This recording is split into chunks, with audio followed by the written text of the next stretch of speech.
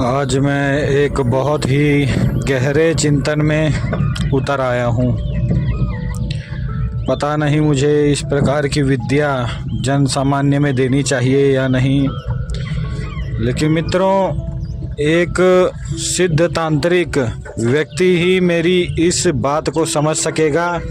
जो अघोरी हैं, जिन्होंने अघोर में साधनाएं कर रखी हैं, जो शव साधना करते हैं, भैरवी साधना को सिद्ध कर चुके हैं, ऐसे तांत्रिकों, ऐसे सिद्धों को ही मेरी यह बात समझ में आएगी। एक गुप्त देवी होती है जिसे आप अपने संपूर्ण जीवन को समर्पित करते हैं, और यह देवी यदि चाहे तो किसी को भी मुक्ति प्रदान कर सकती है, एक क्षण में मुक्ति प्रदान कर सकती है। यह देवी बहुत ही प्रचंड होती है, इसकी सिद्धि साधना बहुत ही गुप्त होती है। यहाँ पर केवल मैं इस देवी के विषय में जानकारी दे रहा हूँ और केवल एक ज्ञान के विषय में ही बता रहा हूँ। मैं इसके किसी भी साधना के मंत्र के विषय में नहीं बताऊँगा और ना ही किसी प्रकार के इसके तंत्र के विषय में बताऊँगा। यहाँ पर केवल इस देवी की जो तंत्र साधना में, जो तंत्र मार्ग में इस देवी का जो स्थान है, उस विषय में केवल बात करेंगे। यह देवी बहुत ही गुप्त है और यह केवल बड़े बड़े सिद्ध तांत्रिकों के पास ही आप पाएंगे। वैसे तो यह देवी इतनी गुप्त है कि इसके विषय में किसी भी व्यक्ति को बताया नहीं जाता, और इस देवी का नाम डाम्बरी भैरवी है। डाम्बरी भैरवी, स्पष्ट उच्चारण का जो इसका नाम है वह आप ध्यानपूर्वक सुन सकते हैं। तो इस देवी का यह प्रभाव होता है कि यह चाहे तो किसी भी व्यक्ति को तत्क्षण मुक्ति प्रदान कर सकती है। इसमें होता क्या है, जब भी कोई सिद्ध तांत्रिक अपने गलत कर्मों के द्वारा बहुत ही ज़्यादा पीड़ा भोग रहा होता है, या उसने अपने संपूर्ण जीवन अभिचार कर्म किए होते हैं, और यदि उसका अंतिम समय आ जाता है मित्रों, तो गुरुओं के द्वारा यह विद्या सभी तांत्रिकों को प्रदान की जाती है जो गुरु शरण में रहते हैं। और जब भी कोई तांत्रिक की मृत्यु होने वाली होती है तो सभी को पता होता है कि यदि उसके कर्म खराब हैं तो वह नरकगामी भी हो सकता है। उस समय क्या करते हैं मित्रों कि वह इस देवी का प्रयोग करते हैं और डाम्बरी भैरवी का आगमन मंत्र जाप करते हैं और डाम्बरी भैरवी को बुलाते हैं।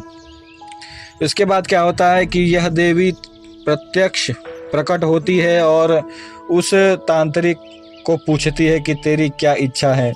उस समय वह तांत्रिक इस देवी को पूर्ण समर्पण भाव से अपने आप को समर्पित कर देता है और यह कहता है कि हे देवी, मेरे आज तक के जितने भी कर्म हैं वह सभी को आप भस्म कर दीजिए एवं मुझे अपने शरण में ले लीजिए। इससे क्या होता है कि उसी क्षण वह देवी आपके जितने भी नकारात्मक या गलत कर्म होते हैं वह अपने ऊपर लेकर आपकी जो जीवन होती है उसे स्वयं ले लेती है, यानी कि यमराज तक आप पहुंच ही नहीं पाते। यह क्रिया इसलिए की जाती है ताकि व्यक्ति जो नरक भोग है उससे बच सके। जैसा कि आप लोग जानते ही होंगे कि यदि कोई व्यक्ति मरता हो और उसे कोई शक्ति ले जाए तो उस समय यमदूत नहीं काम आते, यानी कि वह व्यक्ति उसी शक्ति को प्राप्त हो जाता है। तो इसी प्रकार से इस विद्या का प्रयोग किया जाता है नरक की पीड़ा से बचने के लिए। इसमें होता क्या है कि जब भी यह देवी आपको अपने साथ ले जाती है तो जब तक आपके कर्म उसके लोक में धीरे धीरे भस्म नहीं हो जाते, इस प्रकार के कर्म वह आपके साथ करती है कि आपके कर्म जो है वह कट जाएं। और आप एक आनंद के साथ उस देवी के लोक में रहते हैं। इसके बाद यदि आपने यदि अपने जीवन में कुछ पुण्य कर्म किए हों तो आपको एक अच्छे कुल में वह देवी जन्म प्रदान करती है। और यदि कोई तांत्रिक साधक इस देवी को सिद्ध कर लेता है तो वह चाहे तो किसी व्यक्ति के जीवन को, यानी कि यदि कोई व्यक्ति अच्छा जीवन चाहता हो पूर्व जन्म में, तो उसे इस देवी की विद्या के सहायता से मृत्यु प्रदान करता है और फिर पुनः एक अच्छे कुल में जीवन प्रदान करता है सुंदर शरीर के साथ। तो यह इस प्रकार की विद्या है और यह इसी में काम आती है। मैं बहुत सोच समझ कर ही इस विद्या के बारे में वर्णन कर रहा हूँ। यह विद्या सभी तांत्रिकों को मालूम नहीं होगा, छोटे मोटे तांत्रिकों को इस विषय में मालूम नहीं होता है।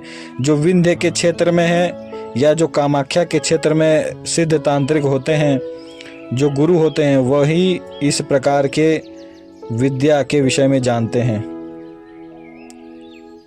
यदि ज्ञान पसंद आया हो तो मेरे चैनल को लाइक करें, शेयर करें, सब्सक्राइब करें। धन्यवाद।